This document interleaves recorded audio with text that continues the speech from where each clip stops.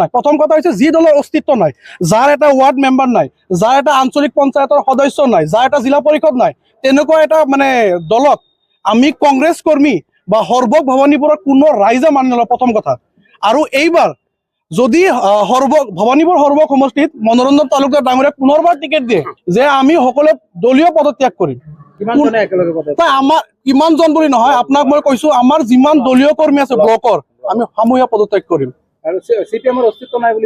CPM-ৰ অস্তিত্ব আপোনালোকে নিজে জানে। যোৱা কিছুদিন আগতে পঞ্চায়তত নিৰ্বাচন হৈ গ'ল, যাৰ নেকি এটা ৱাৰ্ড মেম্বাৰ নাই, যাৰ কোনো আঞ্চলিক পঞ্চায়তৰ সদস্য নাই, যাৰ কোনো এটা জিলা পৰিষদ নাই।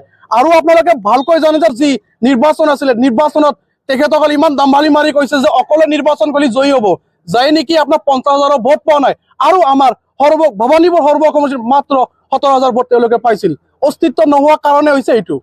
ভৱানীপুৰ সৰ্বকত যদি কংগ্ৰেছ দলক নিদিয়ে, আপোনালোকে জানে যে ইয়াত মনোৰঞ্জন তালুকদাৰৰ কোনো অস্তিত্ব নাই। আপোনালোকে তেতিয়া উইথ প্ৰুফ পাই যাব। লোকসভাত গাদ্দাৰ বুলি কয়, আপোনালোকে জানে যে গাদ্দাৰ। লোকসভাত মনোৰঞ্জন তালুকদাৰে কংগ্ৰেছৰ লগত গাদ্দাৰী কৰিছে আৰু গাদ্দাৰীৰ ফল তেখেতে পাই গৈছে। এটা 2021 চনত নিৰ্বাচনত চাওক, আমি প্ৰথম কথা কংগ্ৰেছৰ হাইকমাণ্ডৰ নিৰ্দেশ মৰ্মে 2021 চনত আমি ভোট দিছিলো। আমি ভোট দিয়াৰ আমাৰ পাপটো ক'ত হ'ল? পাপটো হ'ল লোকসভাৰ নিৰ্বাচন।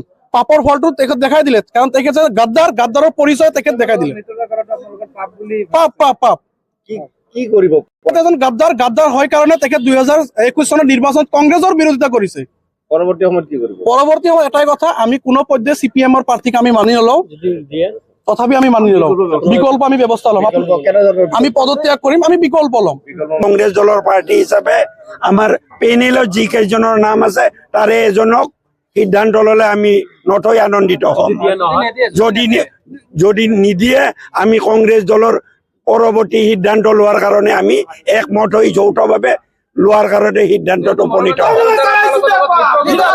মিত্ৰজোঁটৰ প্ৰাৰ্থী হ'লে আমি যিহেতু তেওঁ আমাৰ MP ইলেকশ্যনৰ সময়ত মিত্ৰজোঁটৰ যৌথ থকা স্বত্তেও তেওঁ MP ইলেকশ্যনৰ আমাৰ পাৰ্টিজনক হৰুৱাইছিল। সেই ক্ষেত্ৰত তেখেতক আমি সমৰ্থন কৰা যুক্তিযুক্ত নাই। মানি ললেও আমি এই বিষয়ে অৱগত নহয় আৰু আমি ইয়াত সিদ্ধান্তত আমি বিৰোধ কৰিম। বিৰোধ আমি দল ত্যাগ কৰিম।